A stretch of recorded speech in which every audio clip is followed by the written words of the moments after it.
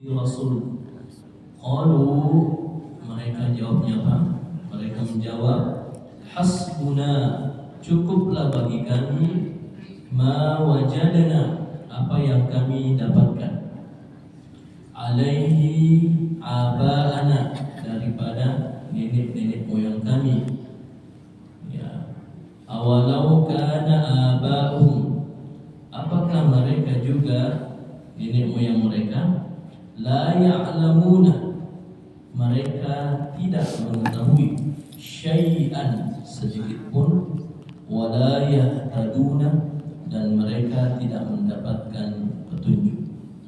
Ya, ini ketika Rasul Nabi Muhammad SAW mengajak kaum-kaum untuk memeluk agama Islam ataupun mengikuti ajaran Islam dan percaya kepada isi kandungan Al-Quran. Mereka menyampaikan, cukup apa yang kami yakini saat ini, apa yang telah diwarisi oleh orang tua kami. Dan ini juga teguran bagi kita sebagai umat Islam. Jangan sampai kita beragama adalah agama warisan. Kita hanya mewarisi orang tua tak. Kenapa kita beragama Islam? Karena orang tua betul Islam. Jadi ya, apa yang pernah dilihat ya itulah yang dilakukan. Jadi perlu belajar, ya senantiasa belajar. Apa yang kita lakukan hari ini ya perlu dipelajari. Mengapa kita sampai sholat? Sholat itu apa sih? Ya, kenapa sampai 5 kali? Kenapa waktunya seperti ini? Baca dengung itu. Kenapa dengung? Karena semua ada hikmahnya. Sebentar kita bahas tentang hikmah di ayat 110. Kenapa itu dengung? Ya ayyuhallazina amanu, wahai orang-orang yang beriman, alaikum anfusakum. Kalau ada kata alaikum itu himbauan untuk menjaga. Alaikum anfusakum, jaga diri kalian. La yadurrukum, tidak akan membahayakan kalian, man dhalla, orang yang sesat, idza tadaitum, apabila kalian telah mendapatkan petunjuk. Jika Allah telah memberikan petunjuk hidayah kepada kita, dan ada orang yang mau menyesatkan kita, insya Allah kita tidak gampang tertipu. Ilallahi marji'ukum, hanya kepada Allah marji'ukum, tempat kalian kembali, tempat kalian meminta, tempat kalian ibadah, menyembah hanya kepada Allah. Jami'an, seluruhnya. Fayunabbi'ukum, kemudian Allah akan menerangkan kepada kalian, bima kuntum ta'maluna, apa saja yang kalian telah kerjakan. Jadi ini atas izin Allah kita telah diberikan hidayah memeluk agama Islam, beribadah dan sebagainya. Fayunabbi'ukum, Allah sendiri yang akan berikan penjelasan dalam diri kita bahwasanya apa yang kita lakukan dalam ibadah ini.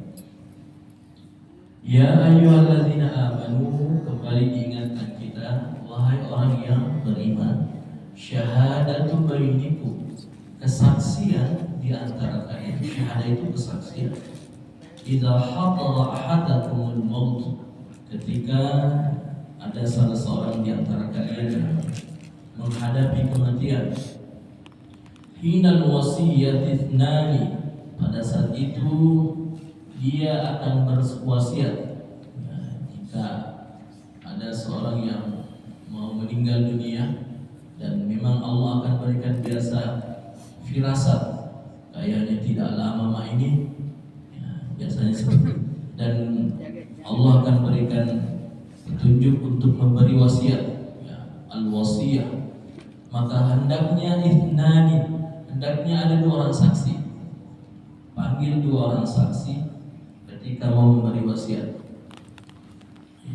Zawa adlin, yang pastinya adil. Kalau saksi itu setidaknya keluarga dekat yang dipanggil, yang dianggap yang paling adil, yang paling amanah, setidaknya 2 orang yang mendengarkan wasiat. Minkum, di antara kalian. Akharoni, atau 2 orang min ghairikum, bisa juga diambil 2 orang tetapi di luar keluarga tak. Mungkin oh kita panggil ustaz ini siapa, kayaknya bapak ada wasiatnya, seperti itu. In antum darabatum fil ardi, jika kalian darabatum dalam perjalanan di bumi ini, fa asabatkum musibatul maut, lalu kalian tertimpa musibah bahaya atau musibah al-maut, kematian, tahbisunahuma, hendaklah kamu tahan kedua saksi itu min ba'dis shalah, setelah salat. Fayuqsimani billahi, agar keduanya bersumpah dengan nama Allah, inir tabatu, jika kalian ragu-ragu, la nashtari bihi thamana, demi Allah kami tidak akan mengambil keuntungan dengan sumpah ini, walau kana zal qurba, walaupun dia karib kerabat. Wala naktumu syahadat Allah, dan kami tidak menyembunyikan kesaksian Allah, inna, sesungguhnya, idzan, jika kami demikian, laminal athimina, termasuk orang-orang yang berdosa. Nah, yang dimaksud ini betul-betul yang menjadi saksi, betul-betul orang yang menjaga sholatnya, orang-orang yang betul-betul kesaksiannya di hadapan Allah, dan dia dianggap berdosa, dia yakini berdosa ketika melanggar saksi sumpah.